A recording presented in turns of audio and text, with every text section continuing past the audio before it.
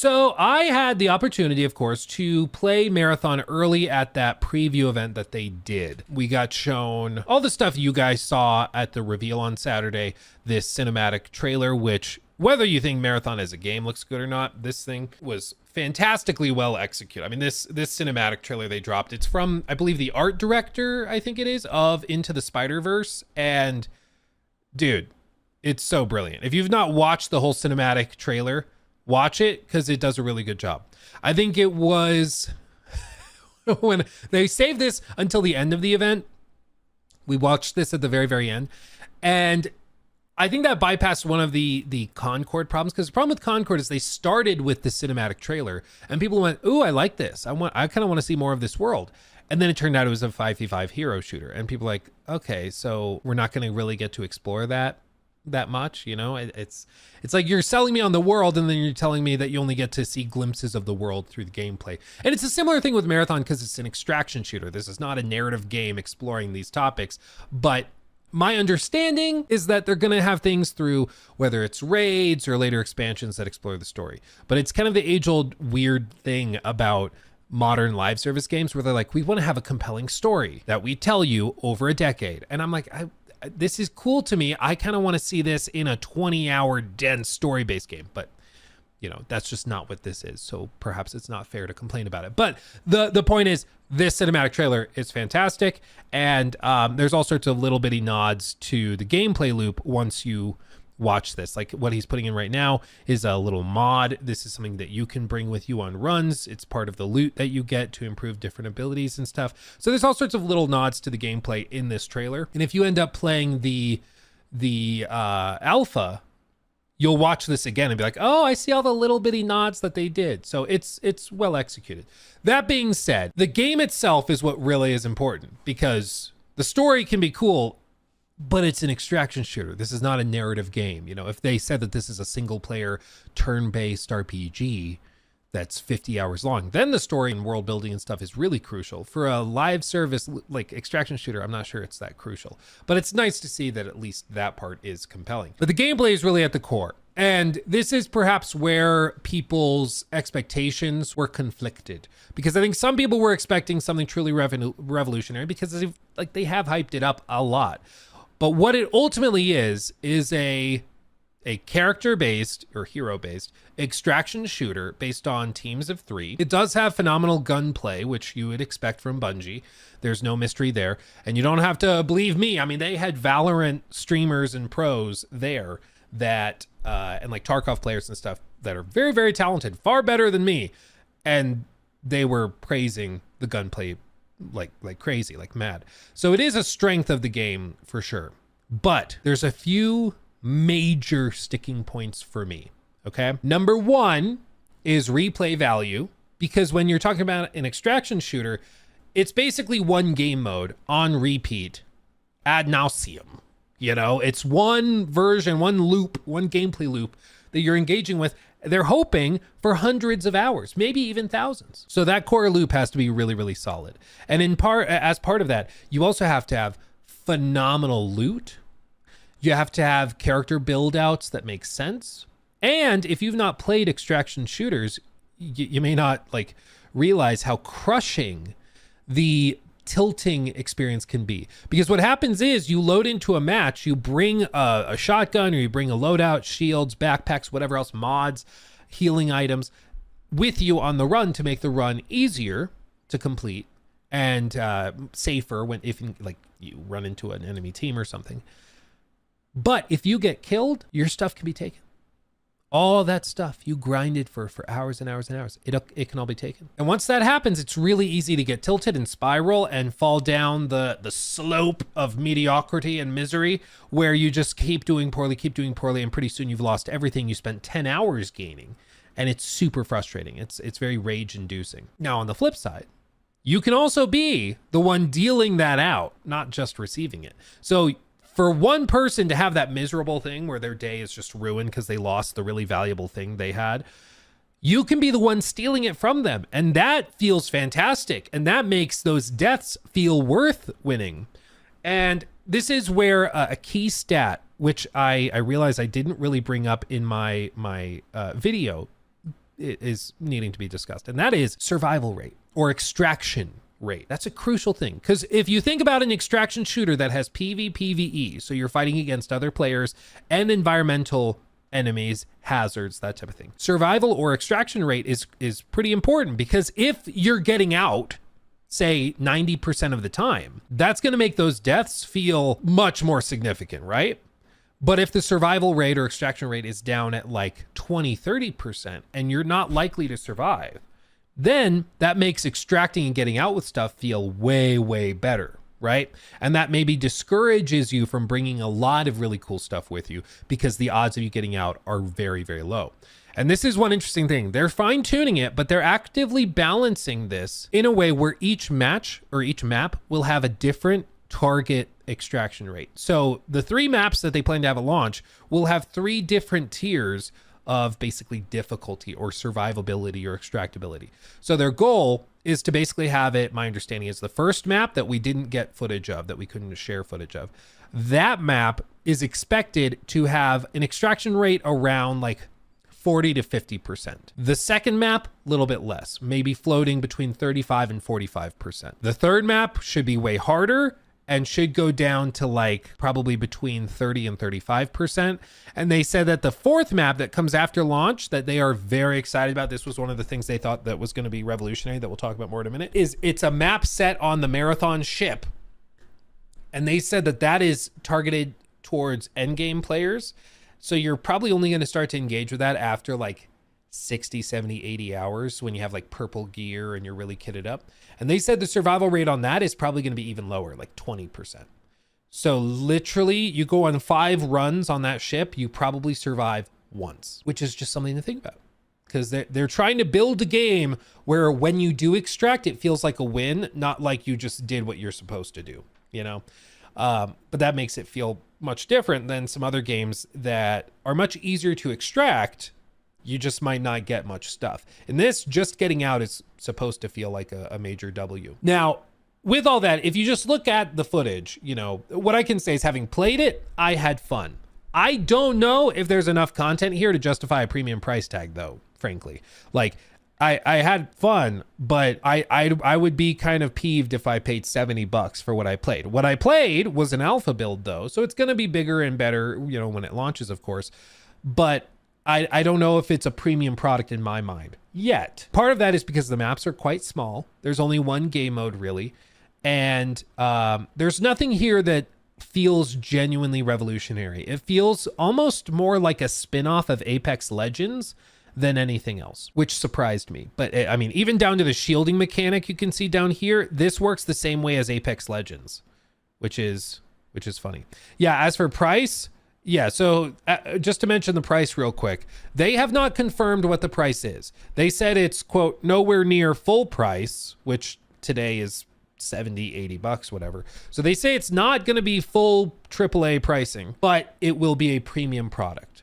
So it seems they're targeting somewhere probably between 30 and 50 bucks. I asked them, multiple people, devs and PR, like marketing people, and they were all saying that they knew the price, but they wouldn't tell me. One guy was like, one guy was the AI, he was like an AI engineer. And he ate lunch with us on like the second day, I think. And he, very nice guy and wicked sharp, knew the inner workings of the game like crazy. He was saying like, oh, I know the price. We all know the price. We're not going to tell you though. It's like, okay, fair enough. You know, whatever. So they do know. They do know. They make it out like they are set on the price. I have a sneaking suspicion they might be waiting till the feedback of the alpha playtests and see if they can get away with 50. But yeah, this is probably going to be a like $40 game, would be my guess, is 40, that has a battle pass, that has like cosmetic microtransactions and stuff like that. That would be my guess. So bear that in mind while we look at this, because as we saw with Concord, which was a solid game, it was just a game nobody wanted, and it wasn't original. It didn't have anything like special in it. That was a premium product, and so it didn't even matter like if the gunplay felt kind of tight and pretty solid. The movement was pretty good. It didn't matter because people scoffed at the price and moved on. With this though, there's a couple of differences. For one, they're marketing it much more heavily. And they are trying to get streamers and content creators involved from the outset, which Concord did not do at all. So I think at the outset, they're going to be on a better foot compared to Concord. Victor Torres donated $10 through Super Chat. Thank you, Hey, Victor. Luke, Thank you. I love the content. As much as I love the aesthetic of Marathon, I can't help but to feel like the game looks unfinished from previews. I'm talking about graphics, looking low res at times. Part of it, so, I mean, the first thing, thank you for the 10 again, very generous. The first thing is, it is literally unfinished at this point. It is an alpha. So there were certain like UI elements that were missing. There were certain assets that were missing. I think it's part of the reason we weren't allowed to capture footage of the first map is because there were a few like placeholder assets and stuff. So it is unfinished.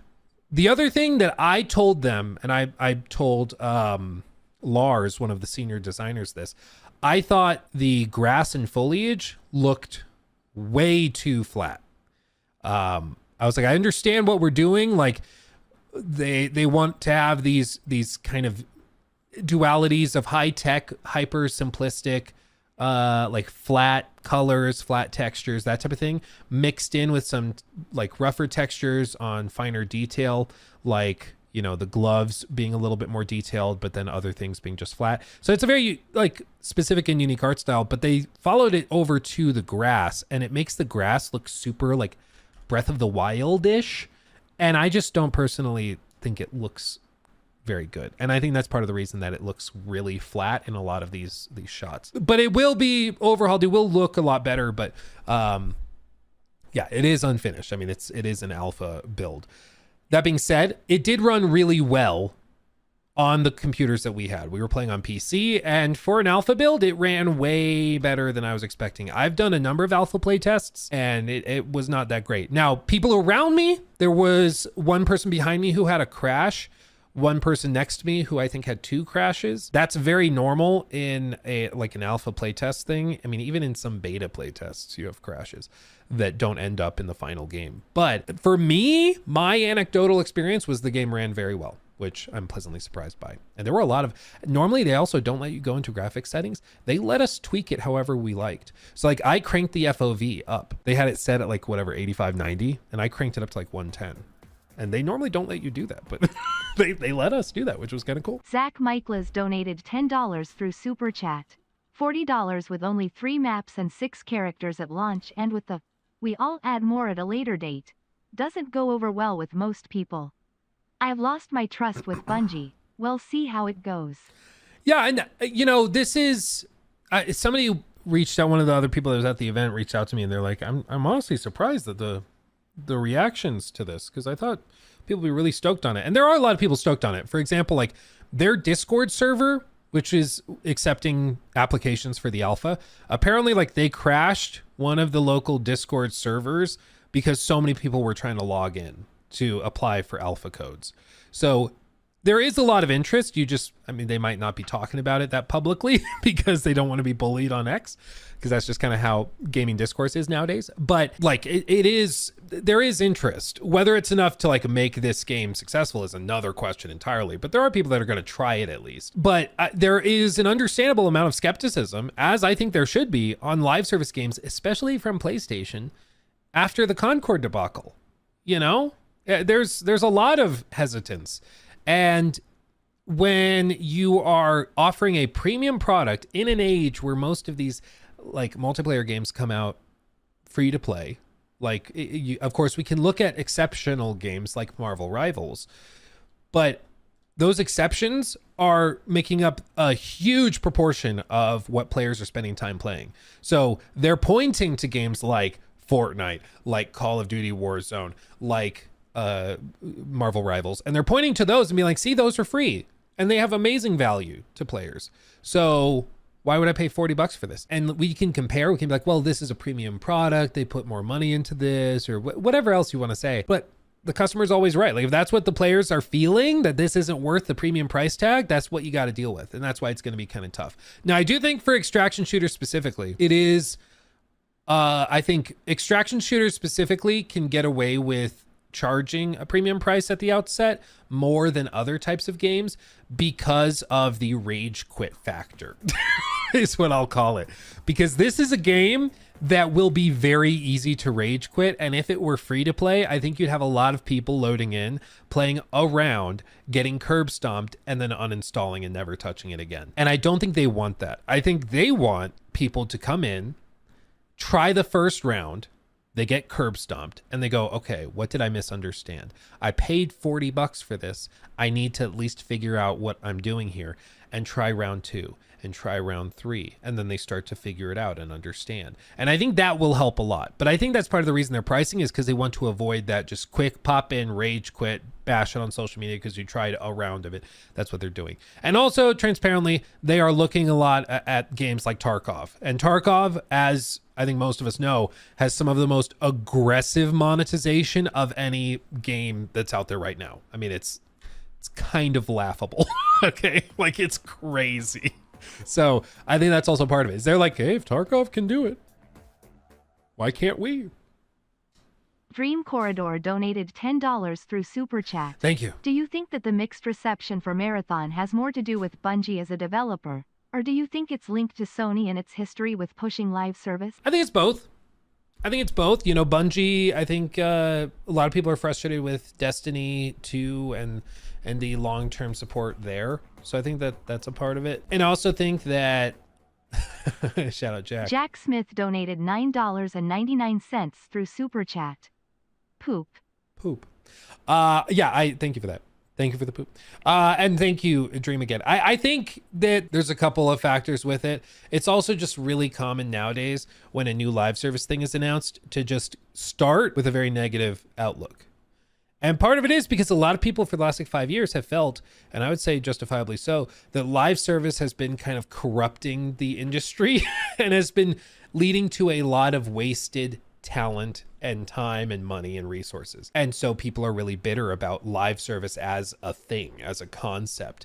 Now, in the case of Bungie, they are literally a live service studio. This is what they do. They were never going to make another like single player narrative FPS. That's just not what they do. But that's why I think you see Bungie fans flooding their Discord trying to join and get into the alphas. Whereas I think a lot of other players are you know, bouncing off of it very, very quickly. Yeah, I think with this, the reception being very skeptical, I think is very reasonable, you know, because what they showed and what they have to show is not really that compelling for a premium product. I understand why people are looking at it being like, so this is all we'll be doing. And I will say that having played it, I could see putting 10, 20 hours into it pretty easily. I don't know how I would put hundreds into this. I just frankly don't. And it brings me back to what I mentioned at the outset, which is the idea of this being a revolutionary game. When we first arrived at Bungie, they took us into the Bungie Theater, where they do like presentations and stuff. So we sat in there, and they basically gave the elevator pitch for the game, then showed like the gameplay trailer and explained to us how the previews would work and all that. But as part of that elevator pitch, they described this as they hope to revolutionize the extraction shooter genre and bring it to console gamers and create, you know, the Bungie spin on it. That's what they were aiming for. And that's great. I can understand why you would want to do that. Yeah, of course you want to revolutionize it. But I didn't see anything that was really revolutionary. And we did our playtest for the morning, and then we went to lunch. And at lunch, at our table came Joe, the game director, who previously, this is important to remember, the guy running Marathon, directing Marathon, was the previous game director of Valorant. This is not a noob, okay? This guy knows what he's doing, okay? He really, really knows what he's doing. So he's at our table, and Lars is at our table too. And he's also a senior designer, like an OG. And I asked him, I was like, so you mentioned in the presentation that you aim for this to be revolutionary. What would you say is really revolutionary about Marathon? Because I wanted to know out of their out of the horse's mouth, what is this that you're saying? And they said, I think what we're doing with the ranked mode will be considered really revolutionary because, like, extraction shooters, there's been like one or two that have experimented with ranked modes, sort of, but it's been really, really flaky and not super robust. So we're really excited about what we're doing with ranked mode. And then what we're doing on that 4th map, on the marathon ship map, is going to blow people's minds. It's like, okay. That 4th map, when's it coming? After launch.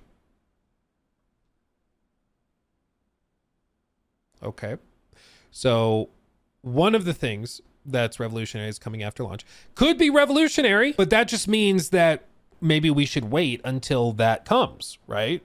But even then, that revolutionary thing they've already said is going to be like end game focused. So it's going to be for players that have put 60, 70, 80 hours in. So it's not like somebody can then buy it when it comes out and then hop into that revolutionary thing. They have to grind to get equipment that could then take them in there. And remember what I said earlier, where they said that it maybe has like a 20-ish%, 30-ish% survival or extraction rate on that hardcore map. So you could grind for dozens of hours, get to that 4th map and lose all the stuff you'd gathered, and you can't run it again because you lost all the gear you need for it. Because like you need purple shields. Oops. So already it's like, okay. What's the other revolutionary thing? And they said, the ranked mode. Now I asked them about the ranked mode. Okay. They had ideas, but they said they hadn't built it out yet. And the game is 5 months away. And I feel like at 5 months is not that much time. Like it's really not that much time. Now, maybe they were lying to me. Maybe they were like keeping it coy and they're like, oh, we have it built. We have a rank mode, but we can't tell them that. I don't know why they wouldn't be able to tell me that, but maybe that's what it is. But they said that they had ideas for the rank mode and it wasn't built out yet. And so it could still change. But what they were thinking was doing like an anti-system where in order to get into like a silver ranked match, you have to load in with like 2,500 credits worth of gear or 3,000 credits worth of gear. So everybody's like, there's a real chance at reward, right? And he's like, I think as we go to like gold or platinum, whatever it would be, he's like, at that point, you got to think about it. Because if you require like 10,000 credits, which is a lot, I mean, that's like super end game stuff loaded out in every slot. He's like, I think if you had a ranked match that's at a platinum tier and it's all crazy high end gear that people are taking, you're just going to end up with matches in high ranked that are incredibly slow. Nobody interacts with each other. Nobody fights each other because it's not worth the risk, which we obviously don't want. So they're trying to find a way to make the ranked mode such that the higher rank you get, it doesn't get less interesting as you go up the ranks because it's too risky to engage. They want to make it so, of course, even at higher ranks, it makes the games more exciting, not less exciting, right? And I don't know how you do that. And I don't think they are sure either, which is probably why they still have just ideas and haven't locked it in yet. At least based on what they told me. Again, maybe they haven't locked in and they were just giving me the runaround and didn't want to tell me. But there were other things I asked them about that they just said, no comment. We can't talk about that right now. Like the price. So if they weren't allowed to talk about it, I think they would have just said they weren't allowed to talk about it. But even that, like they have 5 months to build out the ranked mode, which is not a lot of time. And they say that's going to be one of the revolutionary things that they're doing here. So I'm like, okay, one of the revolutionary things comes after launch. And everybody I spoke to was really excited about it, to be fair. All of the devs, even the AI engineer guy that we talked to at lunch, he was even like, oh, it's going to blow your mind. Dream Corridor donated $10 So I think it is through special. Super Chat. Did anyone from Bungie mention a standard PvP mode with team deathmatch or anything like that? Don't quote me on it. I believe they said there are currently no plans for that.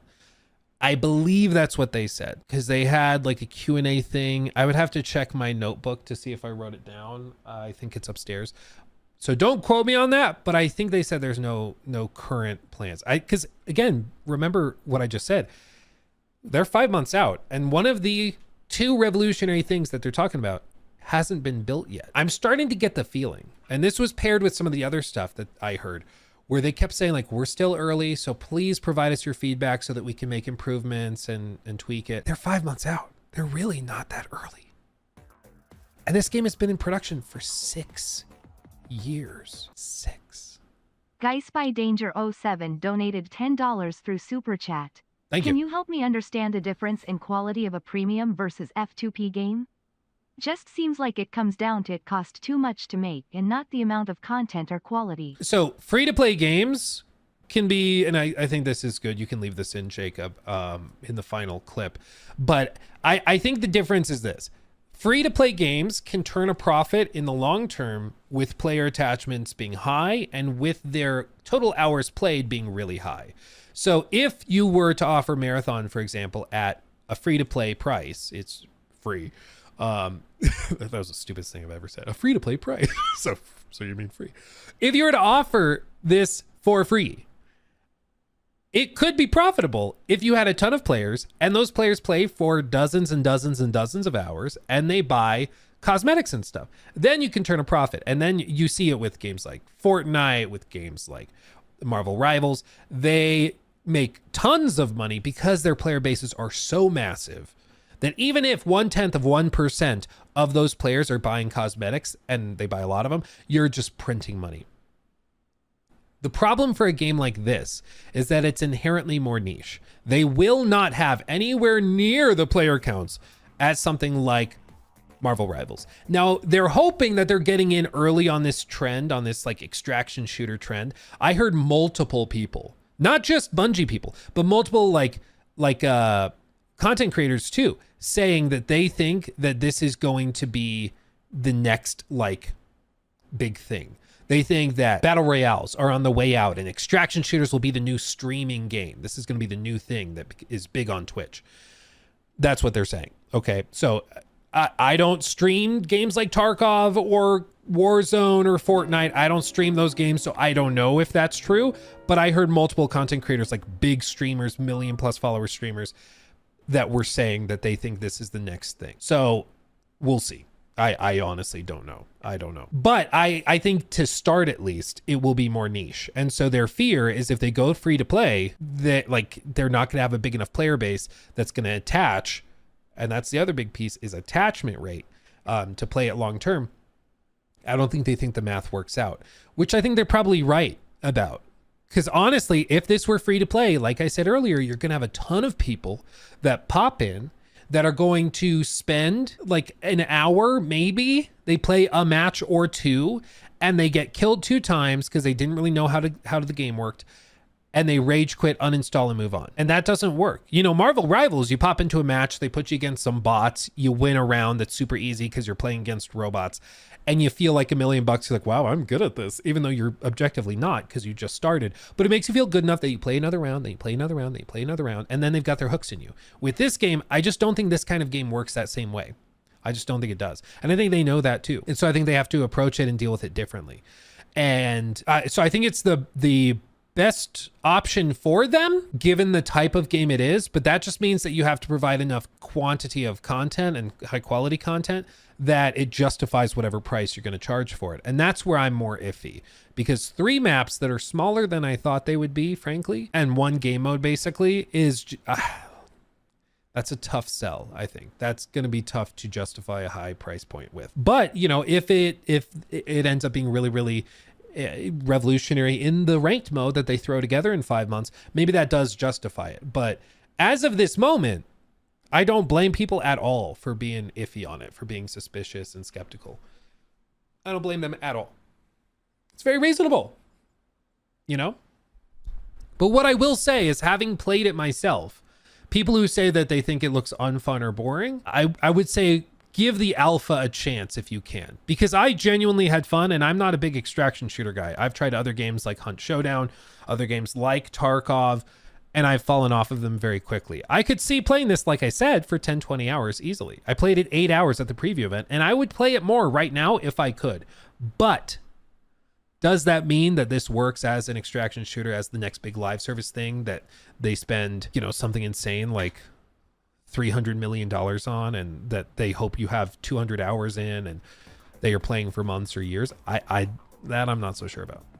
You know, it needs team deathmatch. They might end up adding it. Honestly, I think it would be easier to throw together than the ranked mode. So if that's one of the things that players are telling them, like, I think you need a team deathmatch mode. I think they could throw that together relatively easily. But I think one of the other lessons that they learned from Concord, and if you watch the streams where we played it on stream, we played Concord.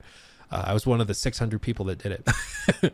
If you watch the streams, you remember they had it locked. So as you reach certain level thresholds, you unlock new game modes.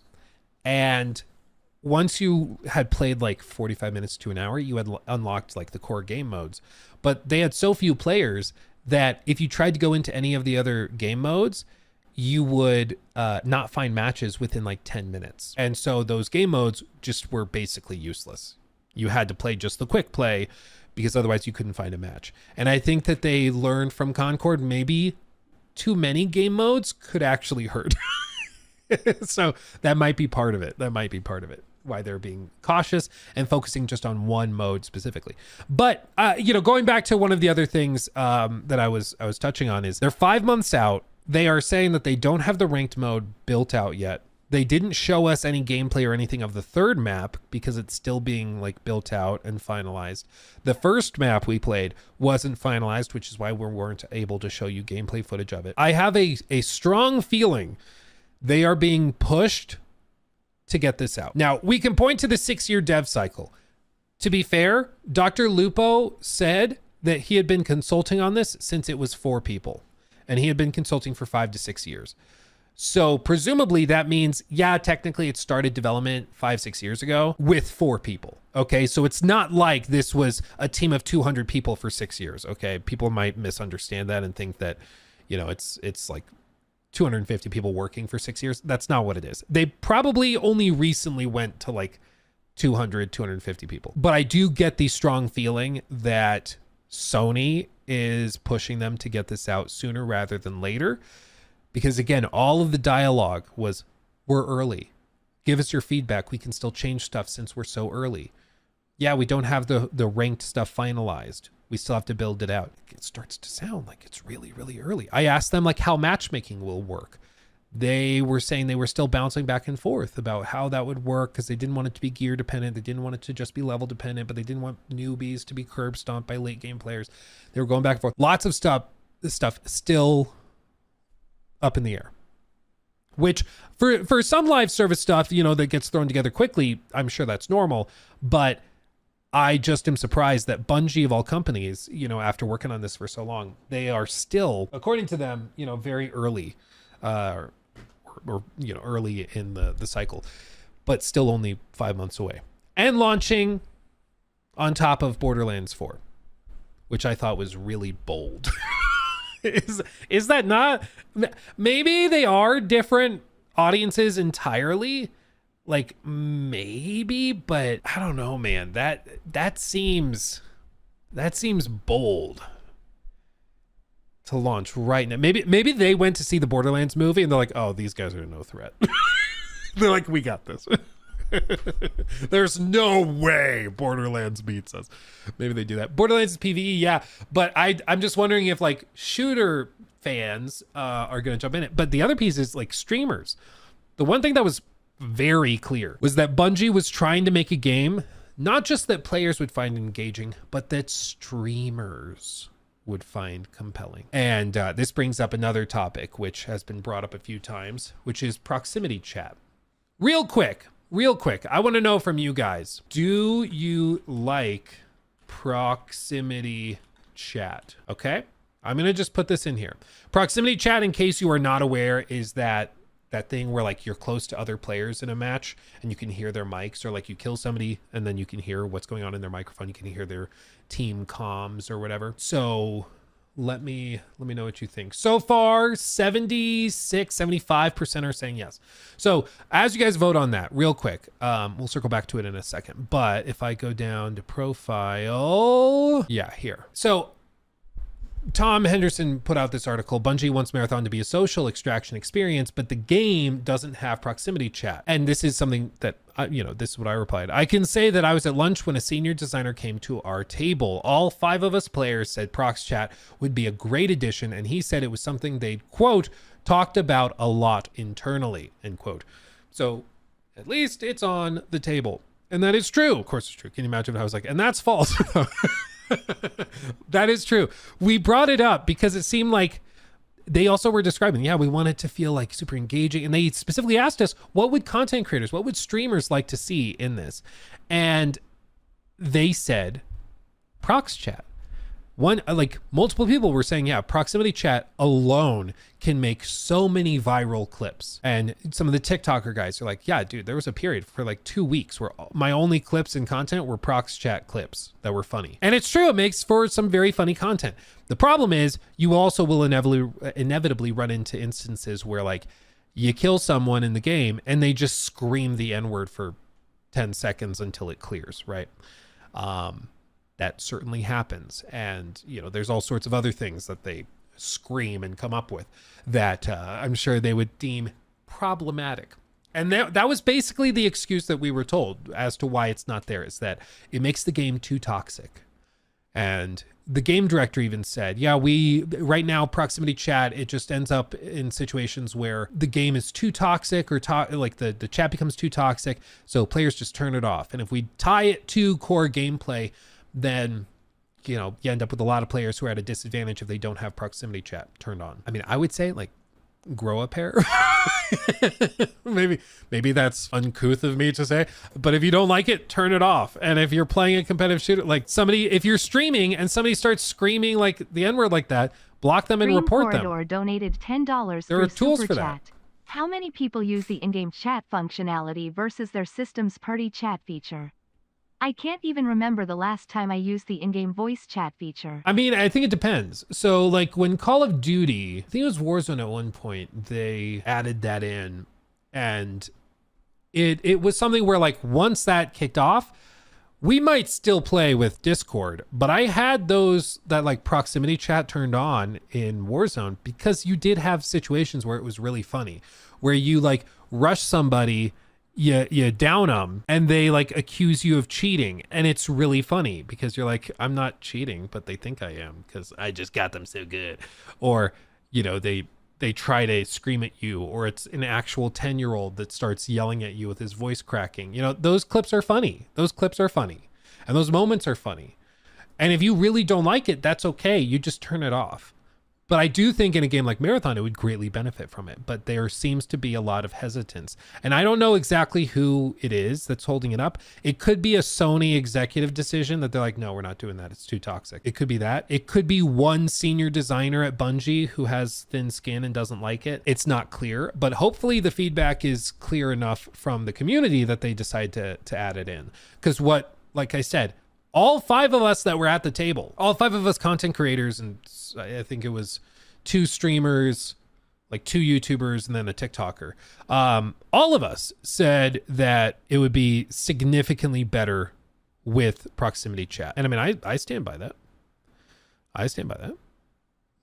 Like, I really think it would help. So we'll see. We'll see what they do with it. I don't know. But I do think they're trying to build a game that appeals to content creators and gamers as well. And I know it's really easy to like roll your eyes and be like, of course they're making a game for streamers, not just for players. Unfortunately, in the modern gaming landscape, if you are trying to make a live service game and you don't have an ability to appeal to streamers, your game is at a significant disadvantage. Their goal is to have some people where this is their main game. Look how many like Destiny streamers there are, how many Destiny YouTubers there are. And all they do is just cover that one game.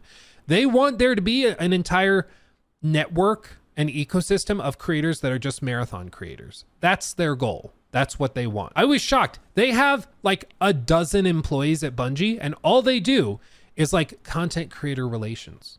All they do is talk to streamers, talk to TikTokers and YouTubers, and like that's all they do. But it's because if they can get Lupo or like Shroud or whoever else to cover their game and to play it on stream every day for 6 months, that alone is worth millions upon millions upon millions upon millions of dollars to them. And so that's why they push it. That's why they really, really push it. That's why what they did with Concord. Not really. Like, here's the interesting thing about the difference in approach. We know for a fact that Marathon has had streamers and consultants, like gaming consultants, involved since there were 4 people working on the game. That's what Dr. Lupo said. Concord did not. Concord pretty clearly had no critical feedback provided Green at any Corridor point. donated $10 through Super Chat. Thank you. Games that focus on using content creators as an arm of their marketing team fail more times than not. The ecosystem of streamers can be a double-edged sword. I agree. And it's also, it's sort of one of those things where if you rely too heavily on content creators, like naturally streamers, TikTokers, YouTubers, all tend to be like fairly self-centered and self-focused. It's what will be good for me, not necessarily good for the health of the game, right? So for example, a Call of Duty streamer might really love the ability to have skill-based matchmaking turned off because he wants those clips getting 50 kills in one round of Warzone because that is good for him. That's not good for the general health of the game because every time he gets 50 kills, there's 50 people that got curb stomped who had a bad time, you know? And so there's certainly a difficulty when you try to just listen to what the streamer wants because the people they end up stomping on are the people that the streamer is streaming to. And so it just kind of spirals and ends up flopping. So there's a balancing act. Absolutely there is. Absolutely about it. Yeah, I totally agree. Streamers crying about the current Warzone is a whole thing right now, Luke. Oh, really? Oh, I've heard mostly good things about it, but streamers always do be crying. Let's be real.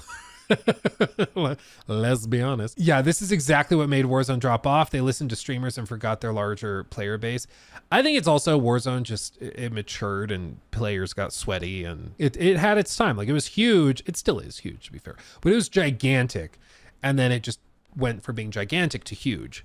And you know, it's just a lot of players moved on and just started playing other things. SBMM is legit needed for player numbers. It's a matter of how many parameters are factored into it. Yeah, Bustinut, exactly. And I think that there's plenty of solutions, whether it's having a ranked mode separate from an unranked mode, or you just do a free-for-all mode that doesn't have SBMM. Like there are solutions to it, but the data is pretty clear that when you turn skill-based matchmaking off, it drives casual players away because the high-level players start curb stomping them. So they stop playing, and then you just end up with nothing but sweats playing each other. So you didn't actually make any progress, but cut your player base in half. Like it's pretty clear the data supports it. But all of this going all the way back to Marathon, circling all the way back. The game, like I said, if I could play more of it right now, I would. I had fun. Do I think it's worth a premium price tag at this point based on what I saw? I'm not so sure because there's like 3 maps, 1 game mode. And while I had a good time, I don't know if I would be playing this for more than like 15 to 20 hours total. Maybe by the time it launches and there's other stuff like a ranked mode, like new playable characters and playing with my like friends, as opposed to some very nice, you know, other content creators that I met. Maybe that makes a big difference. I'm not sure, but I do think it has an uphill climb at this point. But I think they know that. My fear, though, is that they have an uphill climb and they have a lot still to do and they have 5 months to do it. And I don't think it's 5 months because they wanted 5 months. I think it's Sony pushing them because I did not get the vibe that it was like, yep, we're in a really, really awesome spot. And yeah, we're taking our time and we're good. I have a feeling like this is going to be kind of thrown together at the last minute. So we'll see. They I'm sure have a chance to pull it off. It's not a non-zero probability or anything, but I think the play tests will say a lot. And that's why I encourage you to sign up for the alpha playtests. It's free and you can try it for yourself, see what you think of it and provide feedback so they can make it a good game or the game that you would potentially consider playing as well. I plan on trying the alpha when it goes up and trying that with some friends. I think we'll play it on stream if we're allowed to. I'm not sure if we'll be allowed to, but if they end up doing a beta that is streamable, we'll do that. But either way, I think we'll talk about it. We'll keep an eye on it, but they have a lot of work to do and not a lot of time to do it. But I appreciate them taking the feedback. I appreciate them listening to it, or at least trying to listen to it. And hopefully we see some actual like action on those things, like them getting rid of the stamina meter, which is hot steaming ass right now. Hopefully they do things like, you know, actually have the ranked mode and they have time to do that. So we'll see. We'll see. He took my thing.